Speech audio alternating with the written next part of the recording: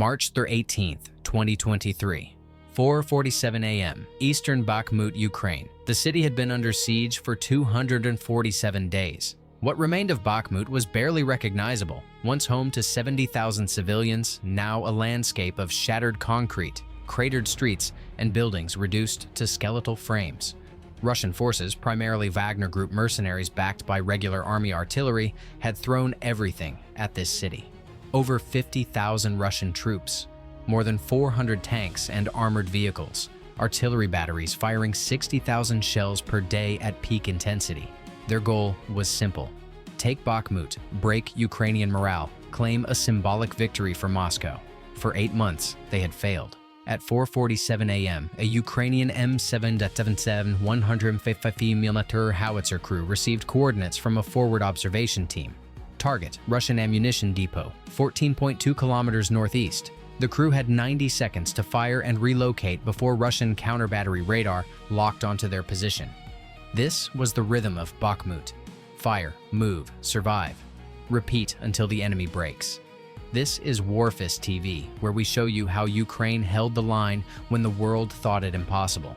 Because Bakhmut wasn't just a battle. It was a proving ground where Ukrainian artillery, Western precision weapons, and tactical brilliance bled Russia's offensive capability dry. The cost was brutal, but the outcome changed the war. Subscribe now. You need to see how Ukraine turned Bakhmut into Russia's graveyard. The Battle of Bakhmut began on May 17, 2022, when Russian forces first entered the city's outskirts. What Moscow expected to be a quick victory, perhaps 2 weeks of fighting, turned into the longest and bloodiest battle of the entire war. By March 2023, 10 months later, the city had become a symbol. For Russia, it represented the need for any victory, no matter how small, to justify massive casualties. For Ukraine, it represented something more important. Every day Bakhmut held was another day for Ukraine to train troops, receive Western weapons, and prepare for future offensives elsewhere. The city's strategic value was debatable, but its tactical value was undeniable.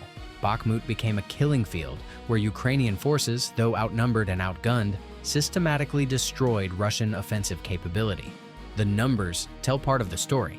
Intelligence estimates suggest Russia committed over 50,000 troops to Bakhmut operations. Wagner Group alone deployed between 20,000 and 30,000 fighters, many recruited from Russian prisons with promises of pardons. Regular Russian army units provided artillery support, armor, and logistical backbone. Against this, Ukraine rotated approximately 15,000 to 20,000 defenders through the city, maintaining defensive positions while constantly cycling exhausted units out and fresh troops in. The artillery imbalance was severe. At peak intensity in January and February 2023, Russian forces fired an estimated 60,000 artillery shells per day into Bakhmut. Ukrainian forces responded with roughly 6,000 shells per day. A 10-to-1 disadvantage, but quantity doesn't always defeat quality, and in Bakhmut, quality meant precision.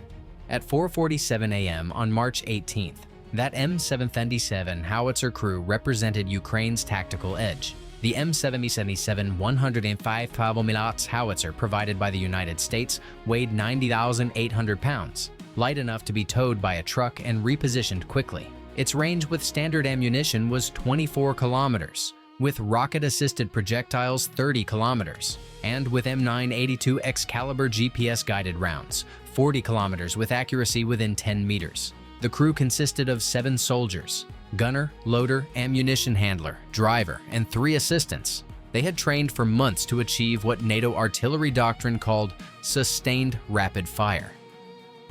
3 rounds per minute for extended periods. In emergencies, 5 rounds per minute for short bursts. That morning, they had 90 seconds. The forward observation team, hidden in the ruins 800 meters from Russian lines, had spotted a Russian ammunition depot through thermal imaging.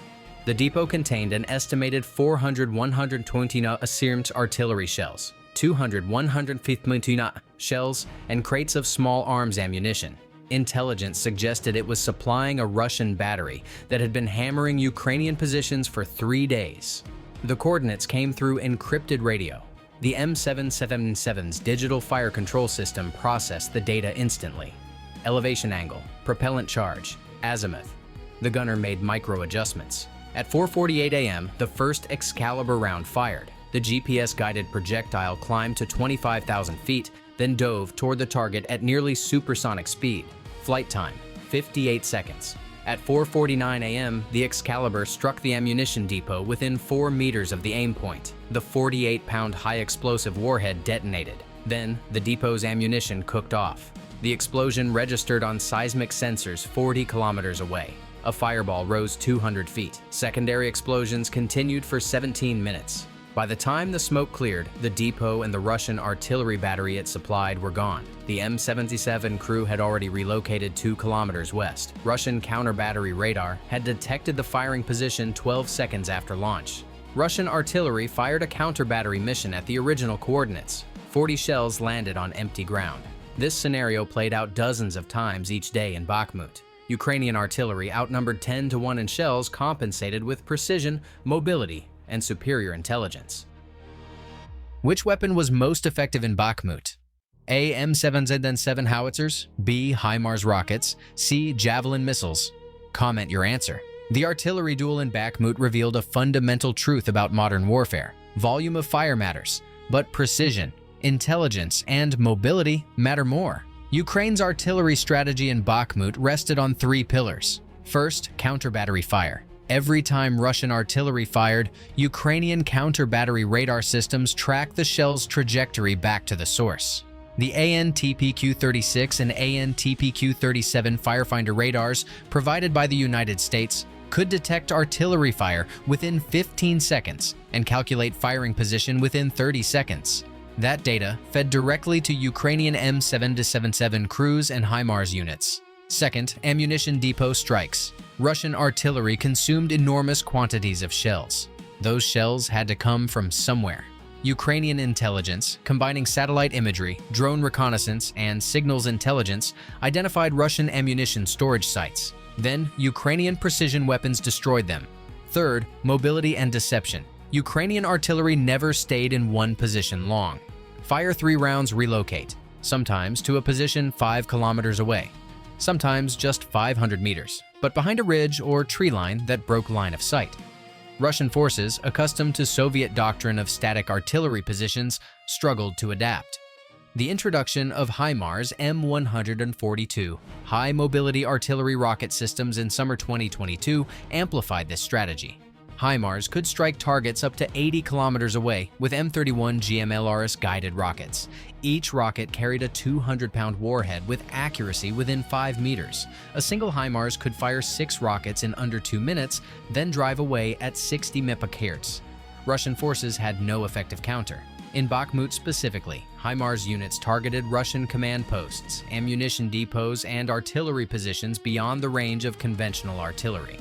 One strike in late February 2023 destroyed a Russian command center 35 kilometers behind the front line, killing an estimated 40 officers and disrupting Russian coordination for 72 hours.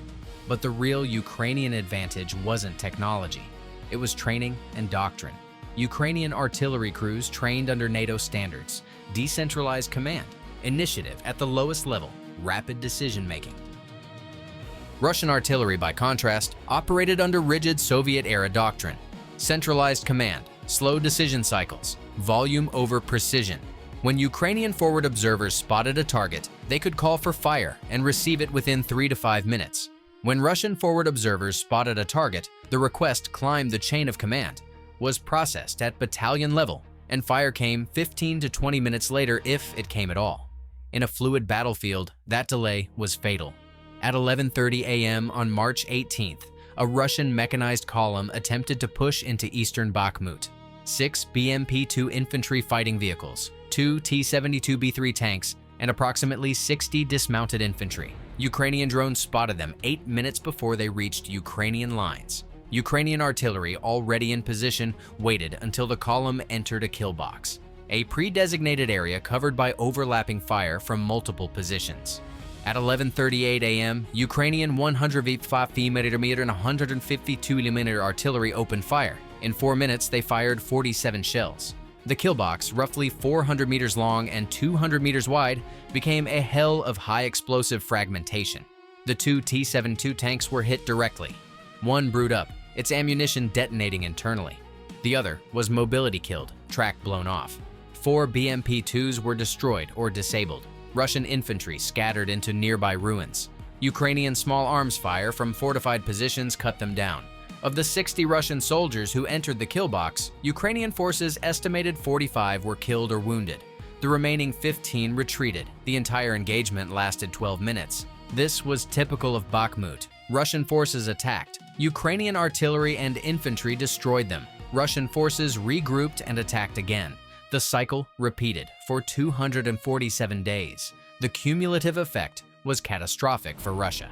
Wagner Group, which bore the brunt of the fighting, suffered an estimated 20,000 casualties in Bakhmut, killed, wounded, missing, or captured. Regular Russian army units supporting the Wagner assault lost an additional 10,000 to 15,000 troops. Equipment losses were staggering. Over 200 tanks destroyed or abandoned, more than 400 armored fighting vehicles, dozens of artillery pieces. The financial cost exceeded $10 billion when accounting for equipment, ammunition expenditure, and the economic value of lost manpower. And what did Russia gain? By May 20th, 2023, when Ukrainian forces finally withdrew from Bakhmut in a planned retrograde operation, Russia controlled a city that no longer existed. Every building was damaged or destroyed. The population had fled. Infrastructure was obliterated. Tactically, Bakhmut had become useless. Strategically, it was worse than useless. Because while Russia bled itself dry in Bakhmut, Ukraine was preparing something else. Stay with me. The real cost of Bakhmut is about to become clear. Ukraine's decision to hold Bakhmut for 8 months was controversial. Some military analysts argued Ukraine should have withdrawn earlier, preserving forces for offensive operations elsewhere. Others argued Bakhmut's defense was strategically brilliant. With hindsight, the strategic picture is clear.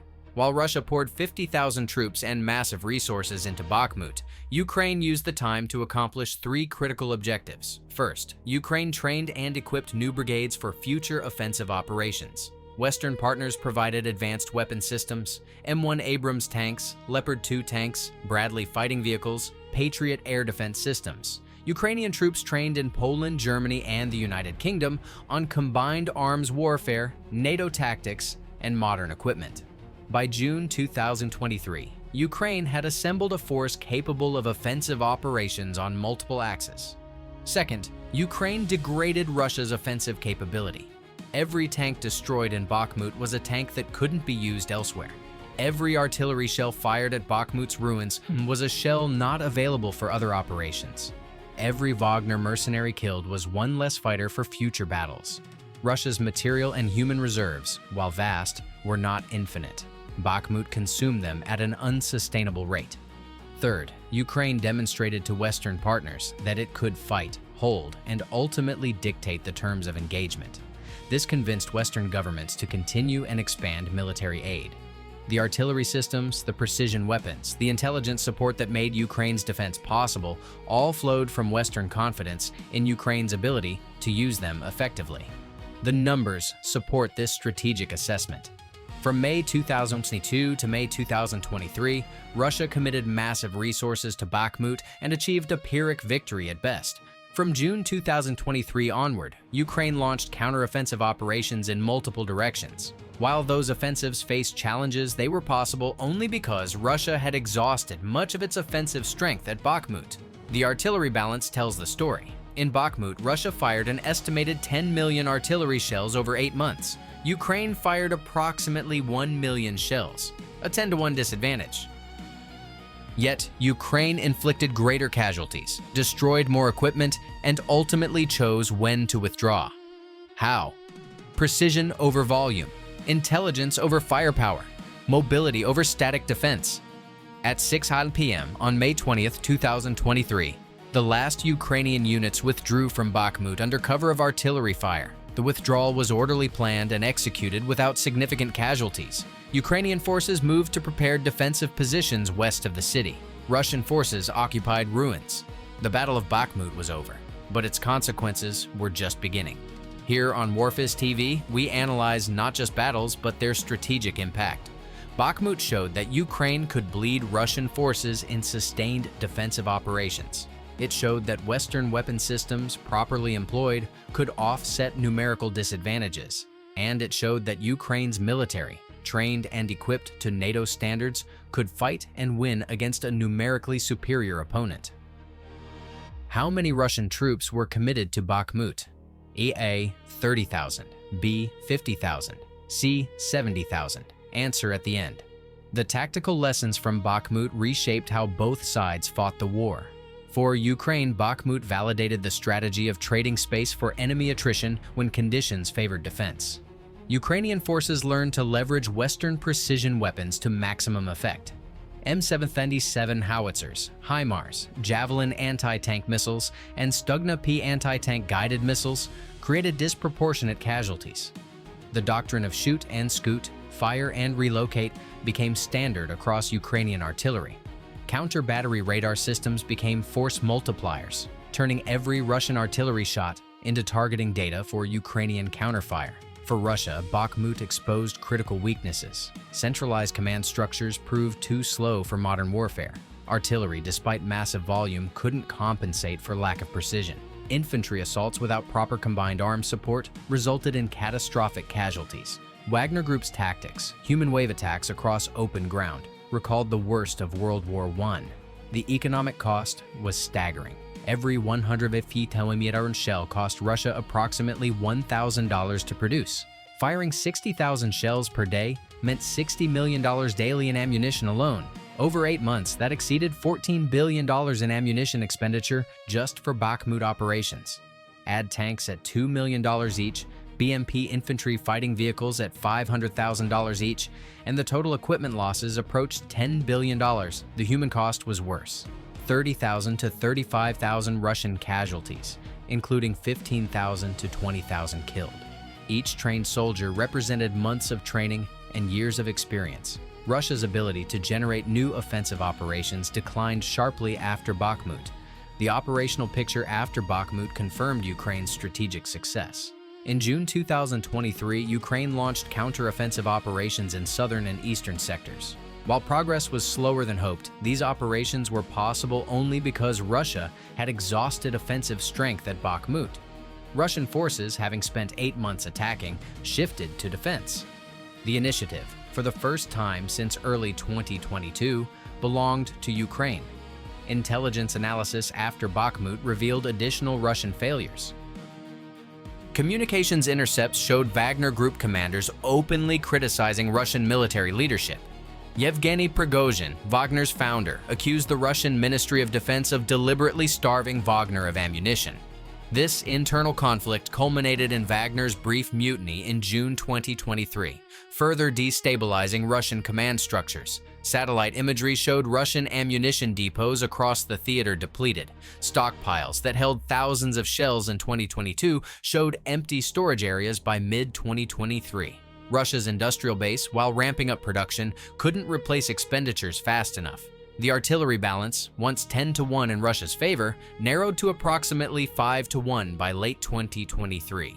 The psychological impact was significant. Russian forces, told Bakhmut would fall quickly, instead spent 8 months in brutal attritional warfare for minimal gain.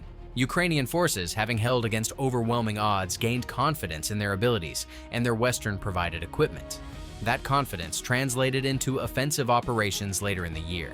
The technological lessons were equally important. Bakhmut demonstrated that modern warfare increasingly favors precision over mass. A single GPS-guided artillery shell costing $100,000 could destroy an ammunition depot worth $10 million. A HIMARS rocket costing $150,000 could eliminate a command post and kill dozens of trained officers. This cost-exchange ratio favored Ukraine despite Russia's larger economy. The role of intelligence and targeting was paramount.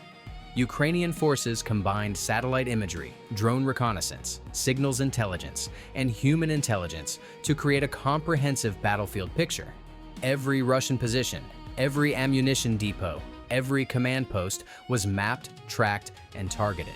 Western intelligence support, particularly from the United States and United Kingdom, provided capabilities Russia couldn't match. The logistical lessons were sobering for Russia. Sustaining 60,000 shells per day required massive transportation networks. Trucks, trains, and warehouses all became targets for Ukrainian strikes. HIMARS attacks on railway junctions, fuel depots, and ammunition storage sites created logistical choke points Russia struggled to overcome. The defenders' advantage in Bakhmut was clear. Ukrainian forces operated on interior lines with shorter supply routes and better knowledge of terrain. Russian forces operated on exterior lines with longer and more vulnerable supply chains. This logistical asymmetry compounded Russia's tactical failures. The answer to the quiz? B. 50,000. Russia committed over 50,000 troops to Bakhmut operations. Wagner Group alone fielded 20,000 to 30,000 fighters. Regular army units provided another 20,000 to 25,000. Against this, Ukraine rotated 15,000 to 20,000 defenders. Yet Russia suffered higher casualties and failed to achieve strategic objectives. That's the power of defense in depth, precision weapons, and superior tactics. Think about what this means. Russia, with 10 times the artillery ammunition and 3 times the manpower, couldn't break Ukrainian defenses. They fired 10 million shells. Ukraine fired 1 million shells. Yet Ukraine inflicted more damage, destroyed more equipment, and chose when to withdraw. How is that possible? It's possible because modern warfare isn't about who fires more bullets. It's about who hits what they aim at. It's about who adapts faster. It's about who uses intelligence to turn enemy strength into weakness. Bakhmut was Russia's Verdun, a battle they felt they had to win for symbolic reasons, a battle that consumed their offensive capability, a battle that even in victory left them weaker than when they started. For Ukraine, Bakhmut was a strategic masterpiece disguised as a defensive battle. Every day the city held was a day to train new units, receive new equipment, and prepare for future operations. Every Russian shell fired at ruins was a shell not available elsewhere. Every Wagner mercenary killed was one less fighter for the next battle. The Battle of Bakhmut didn't decide the war, but it broke Russia's back. And it bought Ukraine the time to build the force that would take the fight to the enemy. Was Ukraine right to hold Bakhmut for 8 months? Would you have withdrawn earlier or held longer? What was the most important weapon system in this battle? Comment below.